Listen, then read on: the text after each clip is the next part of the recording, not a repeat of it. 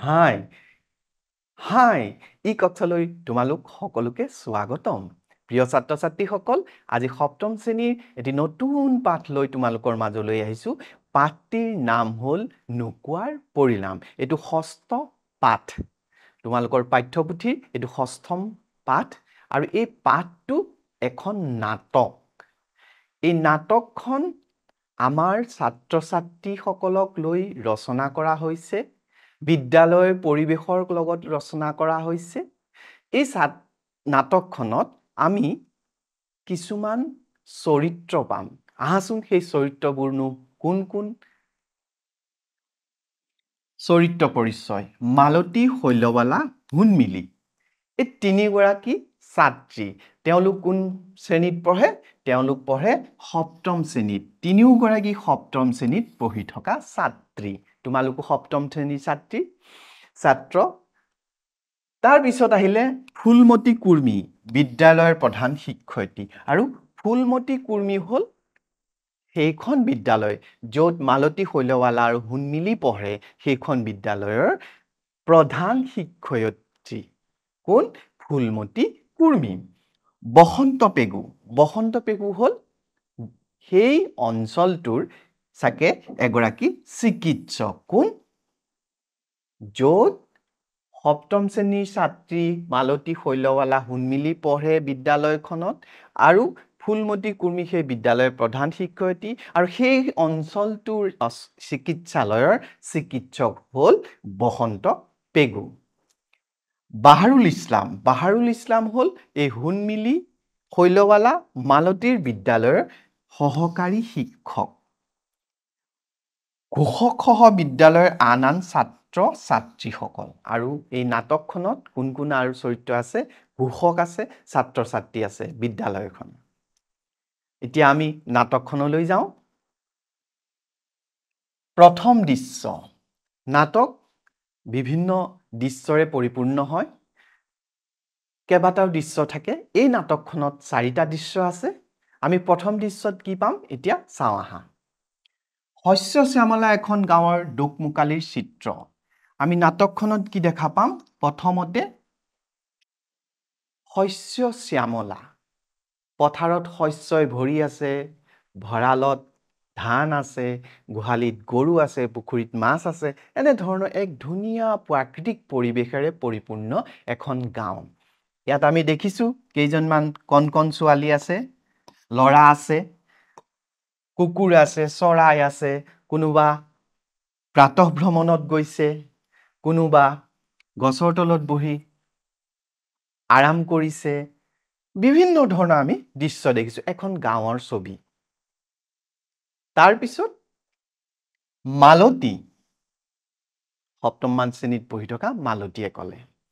বকুল ফুলৰ গোন্ধ পালেই মনটো ভৰি উঠে নহয়নে শৈল ক'লে যে বকুল ফুলৰ গোন্ধটো পাওঁ যদি মনটো ভৰি উঠে কোনে ক'লে শৈলক কৈছে কোনে মালতীয়ে হয়নে শৈল তুমিতো জানাই যে বকুল ফুলৰ যদি গোন্ধটো পাওঁ মনটো ভৰি উঠে ও শৈল এনেকুৱা ভাবনাৰে তাই কথাটো কৈছে মালতীয়ে শৈলবালা কৈছাহেনে ইমান সুগন্ধি ফুল তাই তেতিয়া ক'লে কৈছাহেনে ইমান সুগন্ধি ফুল কাৰ কথা কৈছে বকুল ফুলৰ কথা কৈছে বকুল ফুলৰ গোন্ধটো বৰ সুন্দৰ বুলি কৈছে মন ভৰি যায় বুলি কৈছে হুনমিলি কাইলৈৰ পৰা আমাৰ গ্ৰীষ্ম বন্ধৰ ঘোষণা কৰিব নহয় মানে আজি কথা পাতি আছে কাইলৈৰ পৰা আমাৰ গ্ৰীষ্ম বন্ধ হ'ব আজি তেতিয়াহলে কি হ'ব চাওঁ আহাচোন কি হ'ব আজি অলপ বেছিকৈ ফুল বুটলিম দেই এই ফুলৰ মালাৰে ছাৰ বাইদেউ সকলোকে শ্ৰদ্ধা আৰু সম্ভাষণ জনাব পাৰিম কাইলৈৰ পৰা গ্ৰীষ্ম বন্ধ আৰম্ভ হ'ব আৰু আজি কি হয় বিদ্যালয়বোৰত আজি কি হ'ব যে বিদ্যালয়ৰ শিক্ষাগুৰুসকলক আমি ছাত্ৰ ছাত্ৰীবিলাকে কি কৰে সম্ভাষণ জনায় ফুলেৰে সম্ভাষণ জনায় বিভিন্ন সামগ্ৰী দি সম্ভাষণ জনায় মালা গাঁঠি দিয়ে ফুলৰ হয়নে তেনেকুৱা হয় মালতী মোৰ মনৰ কথাষাৰকে কৈছা শুনমিলি তেতিয়া মালতীয়ে ক'লে যে মোৰ মনৰ কথাকে সাৰেকে কৈছা আমি বকুল ফুলৰ মালা পিন্ধাই ছাৰ বাইদেউসকলক আমি বকুল ফুলৰ মালা গাঁঠি ছাৰ বাইদেউসকলক মালা পিন্ধাম কি ভাল লাগিব চোৱাচোন ফুলবোৰ ইমান সতেজ আৰু জীপাল চোৱাচোন ফুলবোৰ কিমান সতেজ আৰু জীপাল শৈলবালা এতিয়া কথাৰ মহলা মাৰি থাকিলে হ'বনে 9 বাজিবইচোন গা পা ধুই ভাতকেইটা নাকে মুখে গুজি বিদ্যালয়লৈ ঢাপলি মেলিবৰ হ'বই দেখোন তেতিয়া ক'লে যে তোমালোকে মালতীক আৰু শুনমিলিক কৈছে শৈলবালা এতিয়া কথা পাতি থাকিবা নেকি কথা পাতি থাকিলে আমাৰ কি হ'ব বিদ্যালয়লৈ দেৰি হ'ব 9 বাজিবৰ হ'লেই আমি যাব লাগে এতিয়া ফুল বুটলি আমি সোনকালে বিদ্যালয়লৈ যাওঁ ঘৰত ভাতকেইটা খাই ক'ত যাব লাগিব বিদ্যালয়লৈ যাব লাগিব শুনমিলি ঠিকেই কৈছা সময়ৰ টিকনিডাল হেনো আগফালে উৰে ব'লা ব'লা তেতিয়া শুনমিলিয়ে ক'লে যে হয় হয় হয় ব'লা ব'লা সোনকালে যাওঁ সময়ৰ টিকনিডাল হেনো আগফালে টিকনি কোনফালে থাকে পিছফালে থাকে আৰু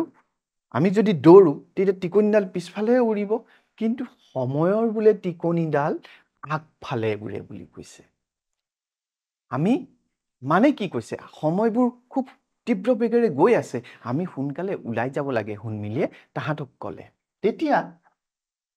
তাৰপিছত সেইটো দৃশ্য শেষ হ'ল সময় কেতিয়া আছিলে ৰাতিপুৱাৰ সময় আছিলে সেইখিনি দ্বিতীয় দৃশ্যলৈ যাওঁ আমি এতিয়া দ্বিতীয় দৃশ্যত কি আছে আমি দেখিম যে দ্বিতীয় দৃশ্যত কি আছে বিদ্যালয়ৰ চৌহদ মূল পথৰ পৰা বিদ্যালয়লৈ প্ৰৱেশ কৰাৰ উপপথটিৰ দুয়োফালে কেইজোপামান নাহৰ গছে অনুপম শোভা বৰ্ধন কৰিছে এতিয়া কি দেখা পাম আমি সেই নাটকখনত যেতিয়া আমাৰ এখন বিদ্যালয় দেখা পাম বিদ্যালয়খনত কি হ'ব তেওঁলোক যাব আৰু সেই বিদ্যালয়খনত যাওঁতে কি হ'ব আমাৰ ছাত্ৰ ছাত্ৰীসকল বিদ্যালয়ত থাকিব আৰু বিদ্যালয় যিটো বিদ্যালয়লৈ যোৱা যিটো মূল পথ তাৰ পৰা এটা উপপথ আহিছে সেই উপপথটোৱেদি গ'লেই বিদ্যালয়খন পাওঁ আৰু সেই বিদ্যালয়ৰ উপপথটোত কি আছে নাহৰ গছ ৰুই থোৱা আছে আৰু সেই নাহৰ গছে কি কৰিছে বিদ্যালয়খনৰ শোভা বৰ্ধন কৰিছে শোভা মানে অনুপম দৃশ্য বৰ সুন্দৰ লাগে দেখি বিদ্যালয়খনলৈ যোৱা ৰাস্তাটো বিদ্যালয়ৰ নাতি দূৰত আছে বিশাল এক ৰাজহুৱা পুখুৰী আৰু বিদ্যালয়খনৰ অলপ দূৰত কি আছে বিশাল ৰাজহুৱা পুখুৰী এটা আছে এটা ডাঙৰ বিশাল বৃহৎ কি আছে পুখুৰী আছে ৰাজহুৱা সেইটো কাৰো ব্যক্তিগত নহয় ৰাইজৰ গ্ৰীষ্ম বন্ধ ঘোষণা উপলক্ষে বিদ্যালয়ৰ প্ৰেক্ষাগৃহত অনুষ্ঠিত হৈছে এখনি প্ৰীতি মেল গ্ৰীষ্ম বন্ধ গৰমৰ বন্ধ দিলে কি হয় যিদিনাখন দিয়ে গৰমৰ বন্ধ ঘোষণা কৰে সেইদিনাখন কি হয় সেইদিনাখন আমাৰ বিদ্যালয়বোৰত প্ৰীতিমেল হয় প্ৰীতিমেল নাচ গান এইবোৰ হয় শুনমিলিহঁতৰ মালতীহঁতৰ শৈলবালাহঁতৰ বিদ্যালয়তো কি হৈছিলে সেইদিনাখন গ্ৰীষ্ম বন্ধৰ ঘোষণা কৰিব আৰু সকলোৰে মাজত উৎসাহ এক প্ৰীতিমেলৰ আয়োজন কৰিছে প্ৰধান শিক্ষয়িত্ৰীয়ে এতিয়া আমি পাম প্ৰধান শিক্ষয়িত্ৰী মৰমৰ ছাত্ৰ ছাত্ৰীসকল আমি আশা কৰোঁ তোমালোকে গৰম বন্ধৰ কালছোৱাৰ সদ্ব্যৱহাৰ কৰিবা ঘৰুৱা কামত মাৰা দেউতাৰাক সহায় হাত আগবঢ়োৱাৰ লগতে স্থানীয় পুথিভঁৰালত গৈ দুই এখন বাহিৰা কিতাপ পত্ৰও পঢ়িবা এইবাৰ কি ক'লে বিদ্যালয়ৰ প্ৰধান শিক্ষয়িত্ৰী মহোদয়াই ছাত্ৰ ছাত্ৰীসকলক কৈছে মৰমৰ ছাত্ৰ ছাত্ৰীসকল গৰম বন্ধটো পাবাই বাৰু ঠিকেই আছে এই সময়ছোৱাত তোমালোকে কি কৰিবা সদ্ব্যৱহাৰ কৰিবা সময়খিনিৰ সদ্ব্যৱহাৰ কৰিবা এমাহ পাবা তোমালোকে বা যিমান দিন পোৱা সেই সময়খিনি তোমালোকে কি কৰিবা সদ্ব্যৱহাৰ কৰিবা তোমালোকে কি কৰিবা সেই সময়ছোৱাত মা দেউতাক সহায় কৰিবা ঘৰৰ কামবোৰত সহায় কৰিবা তেওঁলোকক তাৰ লগতে তোমালোকে নিজৰ অধ্যয়ন অব্যাহত ৰাখিবা আৰু ওচৰৰ পুথিভঁৰাললৈ গৈ দুই এখন কিতাপো পঢ়িবা এনেকে ক'লে তেতিয়াহ'লেহে মনৰ দুৱাৰ অধিক মুকলি হ'ব আৰু তেতিয়াহ'লেহে মানে তেতিয়াহে তোমালোকৰ মনৰ দুৱাৰখন মুকলি হ'ব মানে তোমালোকৰ চিন্তাৰ শক্তি বাঢ়িব তোমালোকে কিতাপ পঢ়িলে চিন্তাৰ খোৰাক পাবা কেনেকে আগবাঢ়ি যাব পাৰি মহান মহান ব্যক্তিৰ বিষয়ে জানিবা মানে বিভিন্ন কথা বিভিন্ন জ্ঞান আহৰণ কৰিব পাৰিবা পুথি অধ্যয়নৰ জৰিয়তে কোনে ক'লে এইখিনি কথা প্ৰধান শিক্ষয়িত্ৰী মহোদয়াই তাৰ পিছত শিক্ষক বাইদেৱে তোমালোকক কৰ্তব্যৰ বিষয়ে সোঁৱৰাই দিলে খন্তেক পাছতেই আমি সাংস্কৃতিক কাৰ্যক্ৰমৰ পাতনি মেলিম বাইদেৱে মানে কাৰ কথা কৈছে প্ৰধান শিক্ষয়িত্ৰী মহোদয়াই শিক্ষক ছাৰে কৈছে যে বাহাৰুল ইছলাম ছাৰ তো বাহাৰুল ইছলাম ছাৰে ক'লে যে তোমালোকক ইতিমধ্যে প্ৰধান শিক্ষয়িত্ৰী মহোদয়াই মানে বাইদেৱে তোমালোকক ক'লেই তোমালোকে কি কৰিব লাগিব এইখিনি সময়ত গৰম বন্ধৰ সময়ত গ্ৰীষ্ম বন্ধৰ সময়ছোৱাত এইখিনি ক'লে ইয়াৰ পিছত আমি কি কৰিম সাংস্কৃতিক কাৰ্যসূচী অনুষ্ঠিত কৰিম পাতনি মেলিম আৰম্ভ কৰিম বুলি ক'লে তোমালোকৰ ফালৰ পৰা কেইগৰাকী মানে এষাৰকৈ ক'লে সোণত শুৱগা চৰা যেন হ'ব পাতনি মেলিমি তাৰ আগতে তোমালোকে যদি গৰমৰ বন্ধৰ সময়ছোৱাত কি কৰিবা এই বিষয়ে যদি অলপ কোৱা তেতিয়া কি হ'ব সোণত শুৱগা চৰা হ'ব ধুনীয়াতে আৰু ধুনীয়া হ'ব বুলি কৈছে এইবাৰ মালতীয়ে ক'লে মালতী নমস্কাৰ ছাৰ বাইদেউসকল প্ৰণাম জনাই মানে ছাৰ বাইদেউসকলৰ ফালে চাই পেলাই ক'লে নমস্কাৰ ছাৰ বাইদেউসকল তাৰপিছত কি বুলি ক'লে প্ৰথমে আমি বকুল ফুলৰ মালা একোধাৰি ছাৰ বাইদেউসকলক অৰ্পণ কৰিবলৈ বিচাৰিছোঁ প্ৰথমতে আমি বকুল ফুলৰ মালা এধাৰি আপোনালোকক অৰ্পণ কৰিব বিচাৰিছোঁ আপোনালোকক মানে সম্ভাষণ জনাব পিন্ধাই পেলাই ছাত্ৰ ছাত্ৰীসকলে শ্ৰদ্ধা জনাব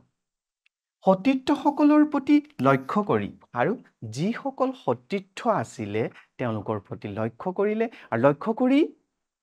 ক'লে দায়িত্বত থকা সকল অনুগ্ৰহ কৰি আগবাঢ়ি আহা যিসকল দায়িত্বত আছা তোমালোকে সকলো আগবাঢ়ি আহা তাৰ পিছত কি হ'ল শিক্ষাগুৰুৱে ক'লে শিক্ষকজনে ক'লে নিশ্চয় তোমালোকৰ এই মৰমৰ উপহাৰ আমি আন্তৰিকতাৰে গ্ৰহণ কৰিম আৰু তোমালোকে যে পিন্ধাবলৈ আহিছা শ্ৰদ্ধা জনাব আহিছা আমি এই মৰম তোমালোকৰ মৰম আমি আন্তৰিকতাৰে গ্ৰহণ কৰিম বুলি ছাৰে ক'লে মালতী শৈলবালা আৰু হুনমিলিকে ধৰি আন ছাত্ৰ ছাত্ৰীয়ে শিক্ষক শিক্ষয়িত্ৰীসকলক ফুলৰ মালা অৰ্পণ কৰিব তাৰপিছত কি হ'ব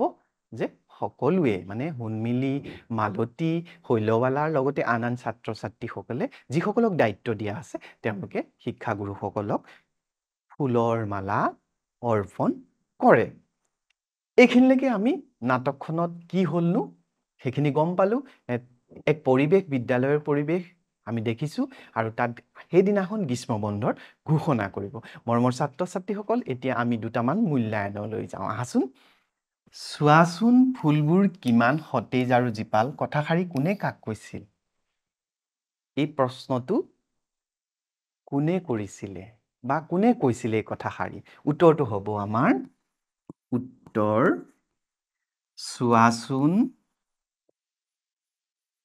চোৱাচোন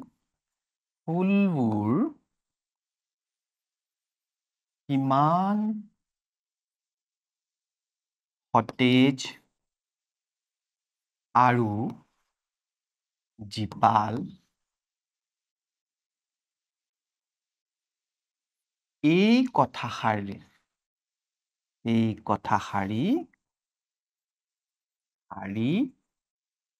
মালতীয়ে তেওঁৰ বান্ধৱী